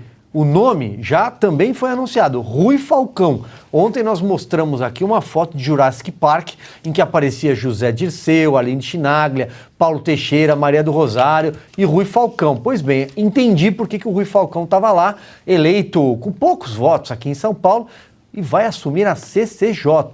Ou seja, o PT já negociando pesado. Outras comissões, finanças, né? Comissão de Assuntos Econômicos. É importante também olhar o que vai acontecer na Comissão de Segurança Pública, Comissão de Educação. Vamos prestar atenção para que isso não seja entregue ao PT e à sua frente de siglas, que tem 125 deputados. Ou seja, a minoria não pode prevalecer. A Câmara não pode ficar de joelhos para o Executivo, como o Senado já deu sinais de que ficará. Agora, 19h13, o Supremo Tribunal Federal realizou na manhã de hoje a sessão de abertura do Ano Judiciário de 2023. Nós mostramos parte do discurso da presidente do tribunal, Rosa Weber, no começo do programa. Vamos acompanhar um outro trecho em que a ministra prometeu responsabilizar os culpados pelos atos de 8 de janeiro. E se alguma dúvida ou dificuldade de compreensão acaso esteja a pairar neste momento sobre o sentido do que estou a dizer, assevero, em nome do Supremo Tribunal Federal, que uma vez erguida da justiça a clava forte sobre a violência cometida em 8 de janeiro, os que a conceberam, os que a praticaram, os que a insuflaram e os que as financiaram serão responsabilizados com o rigor da lei. Só assim se estará a reafirmar a ordem constitucional, sempre com observância ao devido processo legal, resguardadas a todos os envolvidos as garantias do contraditório e da ampla defesa, como exige e prevê o processo penal de índole democrática. Ana, nós acompanhamos aí um trecho do discurso da ministra Rosa Weber, que abriu aí os trabalhos do Poder Judiciário nesse ano de 2022. Bom, vamos lá. A ministra fala da garantia ao direito amplo, né, ao amplo direito de defesa e ao contraditório. Ela fala da observância do devido processo legal, mas, olha, não é o que nós estamos vendo. E aqui, com todo respeito à ministra, nós estamos ansiosos, o Brasil está ansioso pelo respeito exatamente ao devido processo legal que não vem acontecendo, né? Tudo que foi relacionado ao 8 de janeiro em relação a vandalismo, crime contra o patrimônio público, privado, tudo isso nós também queremos que esses criminosos, que esses vândalos, que eles paguem o que eles fizeram. Por isso, nós, ministra, defendemos, por exemplo, uma CPI do 8 de janeiro, porque aqui nós condenamos qualquer ato de vandalismo ou violência, seja da direita, da esquerda, do centro, dos black blocs, do MST, por exemplo. Então, nós apoiamos, por exemplo, a CPI do 8 de janeiro, que o Randolph Rodrigues já não quer mais, que o Zeca Dirceu também não quer. Por quê? Não, nós queremos respostas para o 8 de janeiro. E a ministra também, ela fala de uma maneira como se o 8 de janeiro, de novo, vou fazer uma analogia aos Estados Unidos, com o 6 de janeiro. O 6 de janeiro rende até hoje aqui comissões, investigações, parlamentares sendo perseguidos. O 6 de janeiro nos Estados Unidos é uma fonte inesgotável de ações e movimentações políticas, seja na imprensa, seja no Senado, seja na Câmara, que é o House of Representatives aqui.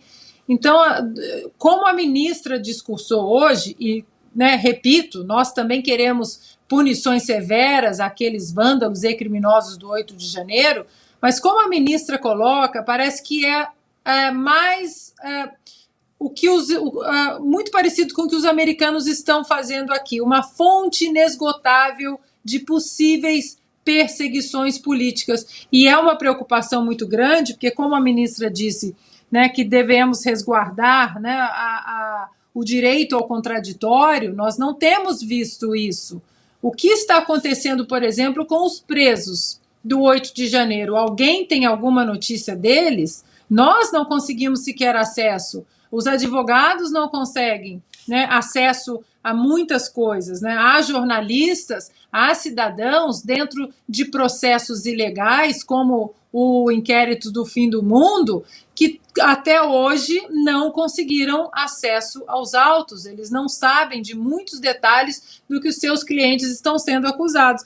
Então, ministra, com todo respeito, falar sobre a observância ao devido processo legal é muito legal, é muito bacana, é muito bonito, mas isso precisa sair do plenário do STF, do papel, e cair na realidade brasileira, que é o que de fato está na nossa Constituição. Fabi Barroso, já que estamos falando aí de Poder Judiciário, quero te ouvir aí em relação à declaração, ao discurso da ministra Rosa Weber, que enfatizou muito aí os atos de 8 de janeiro, e como bem lembrou Ana Paula Henkel, qual a situação desses manifestantes presos, né? Bom, essas declarações simbolizam a dificuldade que nós estamos tendo de compreensão, vou colocar assim para ser amena, né, em relação aos ministros, mas eles não estão compreendendo o que está de fato acontecendo no Brasil.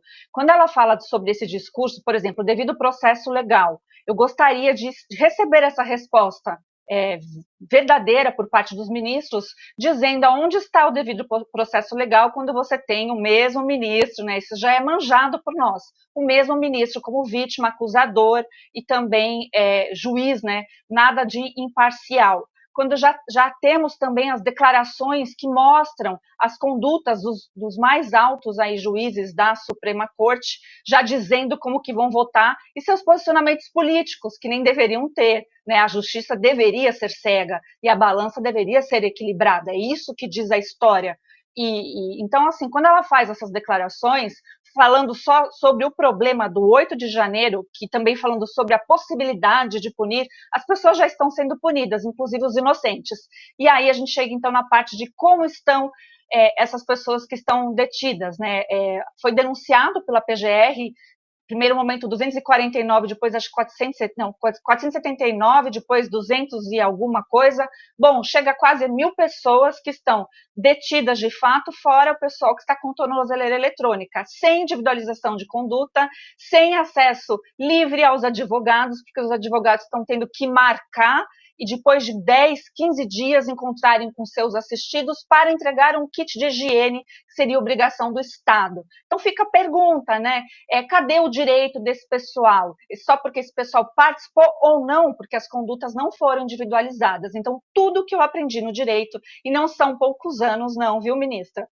Também com devido respeito, eu perguntaria à senhora aonde está o direito das mulheres que estão detidas na colmeia com superlotação e sem comprovação do que realmente cada uma fez, sem audiência de custódia devida e sendo as decisões que só mudam o nome e o CPF, mas a mesma decisão para todos. Com toda certeza, todos não cometeram os mesmos atos. Então, eu tenho vergonha hoje do judiciário, infelizmente, e acho que estão muito a desejar e não representam os valores que o Brasil sempre trouxe em suas tradições como legalistas que somos. Nós combatemos, sim, o bom combate com as leis, espero que elas retomem. Muito bem. Augusto Nunes, a ministra Rosa Weber prometeu aí responsabilizar os culpados pelos atos de 8 de janeiro em Brasília. Perfeito. Devem ser responsabilizados os culpados e libertados imediatamente os inocentes, os que não se envolveram nisso. É o que precisa ser feito com urgência. Nós sabemos que não houve quase 1.000 pessoas envolvidas em depredações, em ataques às sedes dos 3 poderes, porque senão o estrago teria sido muito maior. Então tem gente ali presa que realmente não sabe o que é que está fazendo lá. Né? Houve uma precipitação evidente por parte das autoridades e levaram todos para depois averiguar a culpa. Não é assim. Todos são inocentes até prova em contrário. O ônus da prova cabe ao acusador, não pode ir prendendo sem mais nem menos. O judiciário, infelizmente, tem validado esse tipo de comportamento. Eu espero, sinceramente, que o discurso da ministra Rosa Weber seja uma plataforma, um programa de ação para a gestão, ela como presidente da Corte, porque o judiciário precisa liderar esse trabalho que consiste em acabar com a polarização e em acabar com os excessos. O devido processo legal não está sendo obedecido por ministros. Essa regra, as regras do devido processo legal. O direito à ampla defesa tem sido suprimido por ministros do Supremo. A falta de harmonia entre poderes é consequência do comportamento de integrantes do Supremo Tribunal Federal. Então, é claro que figuram entre os responsáveis a imprensa, o Ministério Público tem se comportado de maneira lastimável, né? Tentando tomar a dianteira aí do Judiciário na produção de injustiças. Ministério Público, procuradores, isso aí mostra que o Judiciário não age sozinho. Né? Os ministros não agem sozinhos, mas começaram esse processo de deformação e são os principais responsáveis pela perpetuação deles. É preciso encerrar os inquéritos em curso, todos.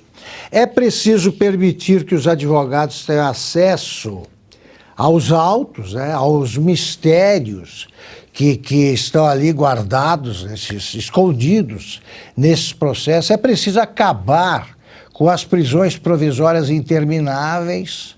É preciso parar com isso. Então, tomara que seja um plano de ação da Rosa Weber, esse discurso com que ela abriu o ano judiciário. O Poder Judiciário é o principal responsável, para dizer o mínimo, pelos problemas que ela própria abordou. Nós temos um recado rápido do nosso parceiro. Fique com a gente. Agora eu quero falar com você sobre uma situação que afeta milhares de pessoas todos os dias e você que está assistindo pode ser uma delas. É a queda de cabelo. Segundo a Sociedade Brasileira do Cabelo, 42 milhões de brasileiros sofrem com esse problema hoje em dia. E isso pode desencadear até mesmo a calvície. Exatamente, Silvio, mas existe uma saída para isso. A solução é adotar um tratamento eficiente com o tônico capilar Maxi Hair Pro. Maxi Hair Pro é um dermocosmético desenvolvido com nanotecnologia e biotecnologia, que ativa a matriz folicular profunda, fazendo o cabelo ter um crescimento mais rápido e mais saudável. Olha só esse caso, Silvio.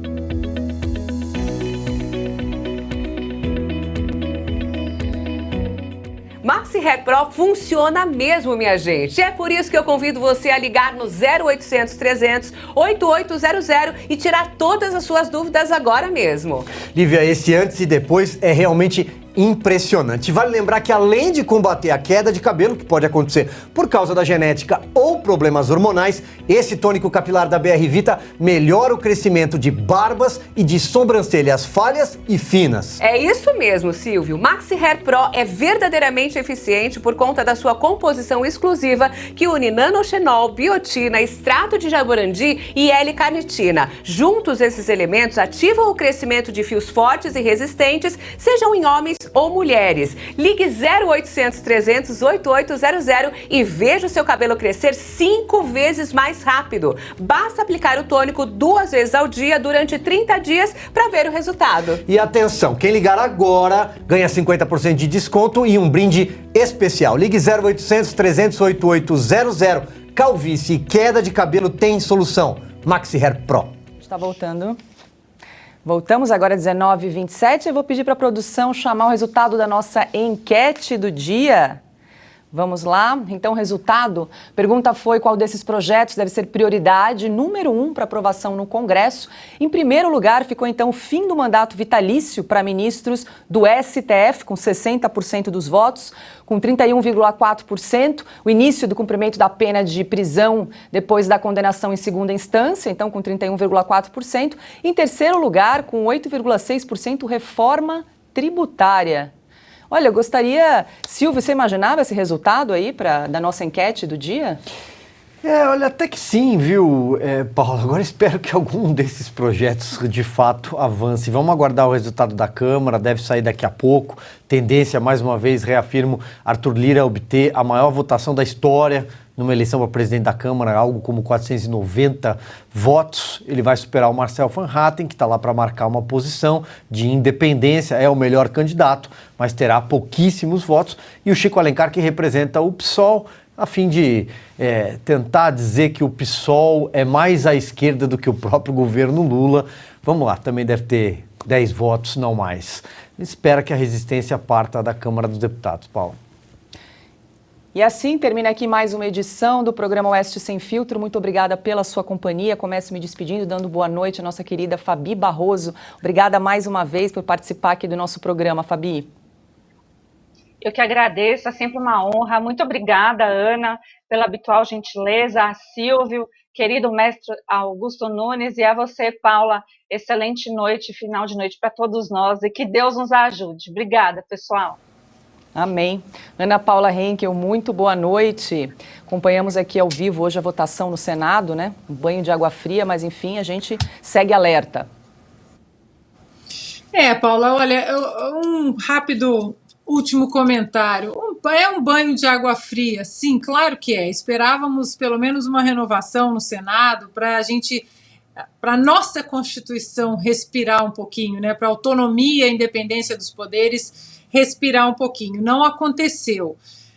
Eu acho que a gente tem que colocar tudo num contexto, como nós falamos, né, do copo aí meio cheio, meio vazio. É claro que ninguém vai entrar numa seara de um romantismo bobo. Não, tá tudo bem, vamos continuar, ser oposição firme. Claro que não, tudo vai ser muito mais difícil, muito mais difícil.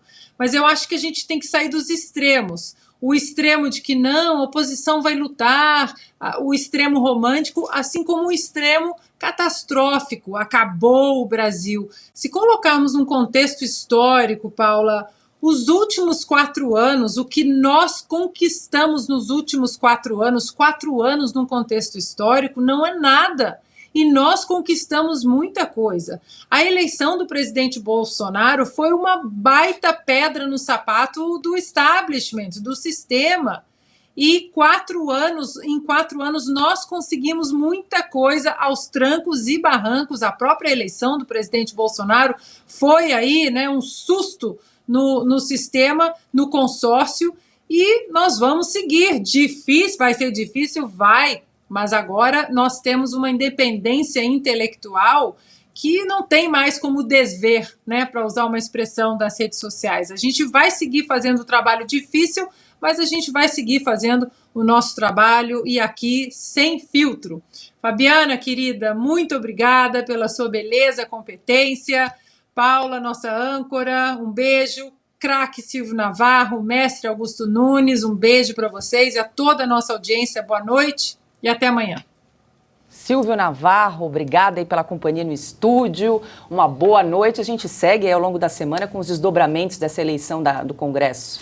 Sem dúvida, Paula. Boa noite para você, mestre Augusto Nunes, craque Ana Paula Henkel, Fabi Barroso hoje nos honrou aí com a sua companhia, e uma ótima noite para você que faz esse programa conosco. Quero deixar um recado pela última vez para você apoiar a Oeste, o nosso jornalismo independente. Assine a Oeste, tem um QR Code aí no cantinho da tela, você aponta o celular, o passo a passo é muito simples, porque se você der uma passeada agora em qualquer um dos sites daqueles que se intitulavam consórcio parece que acabou, não acabou, mas eles estão dizendo o quê? Derrota do bolsonarismo, Lula coloca o Senado no seu devido lugar, afasta a zebra do bolsonarismo. Ou seja, se você quiser saber o que está acontecendo no governo Lula, o governo que tem 30 dias, vai para o segundo mês, assine a Oeste. Nós vamos acompanhar o governo Lula. A concorrência segue acompanhando um governo que terminou no dia 31 de dezembro do ano passado.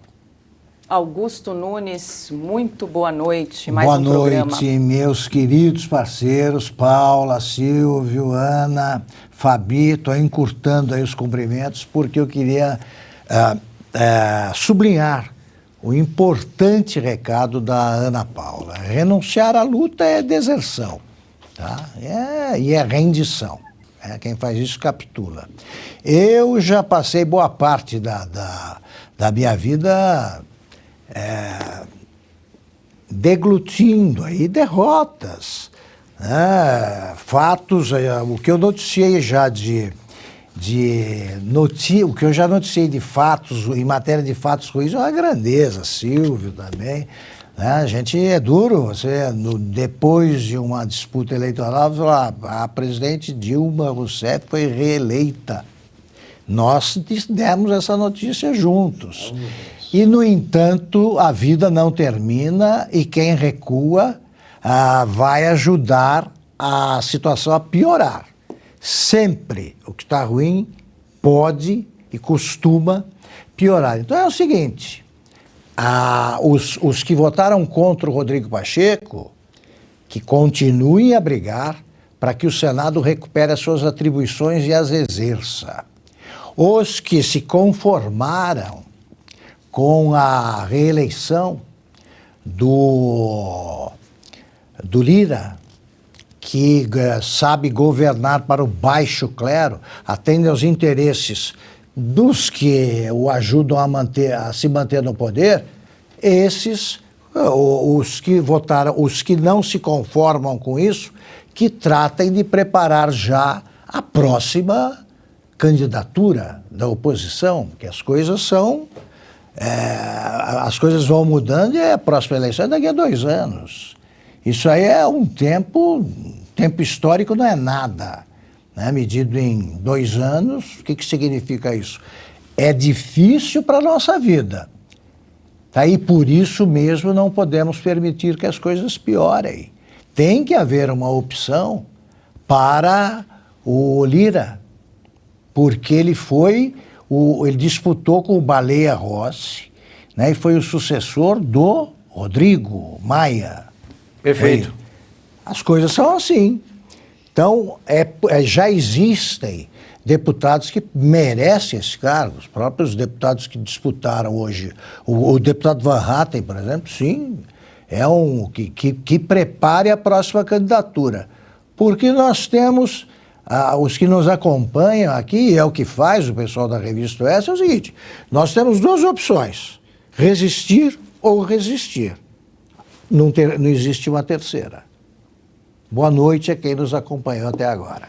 Augusto Nunes, eu tive a honra de fazer a cobertura das últimas eleições ao seu lado, então eu sei bem do que você está falando. É difícil. Diga lá, Silvio. Break News, o Arthur Lira acaba de ser reeleito, portanto, presidente da Câmara dos Deputados, com 464 votos. Mais uma má notícia que o Silvio é obrigado a dar, é isso aí. Quantos votos, Silvio? 464 votos. Neste momento acontece a reeleição do Arthur Lira. Mais uma notícia que... Entre um total de 513. Exatamente. 464, 464 votos. A gente esticou e conseguimos pegar no finalzinho aqui. Portanto, está aí o resultado, 464 votos, Arthur Lira reeleito presidente da Câmara, uma reeleição esperadíssima, um bloco de 20 parlamentares, eles queriam 490, então vamos recontar aqui, aparentemente, olha só, o Marcel Van Hatten teve 19 votos, e o Chico Alencar 21 votos, ou seja, o Chico Alencar teve mais votos do que a bancada do PSOL. Portanto, provavelmente até na própria bancada do PT, na esquerda, à frente tem PCdoB e PV, pode ter tido alguém que não quis votar no Lira, ou seja, furou o acordo, Augusto, e 19 votos para o Van Hatten. Ou seja, o Marcel Van Hatten foi muito além da minúscula bancada do Partido Novo. E, seguramente, é um grande nome, tem aí uma carreira política brilhante pela frente do deputado Marcel Van Hatten. Augusto Foucault, que a gente deu mais uma notícia triste. Augusto, a gente segue. Claro. A vida segue. É isso aí, pessoal. Lembre-se de fazer a inscrição no nosso canal do Rumble e deixar o seu comentário aqui, o seu like. E se você gosta do nosso conteúdo, não esqueça de assinar a Revista Oeste. Toda semana, uma nova edição é publicada no nosso site. Lembrando que a gente não aceita publicidade estatal. É o valor da sua assinatura que financia os projetos da Oeste.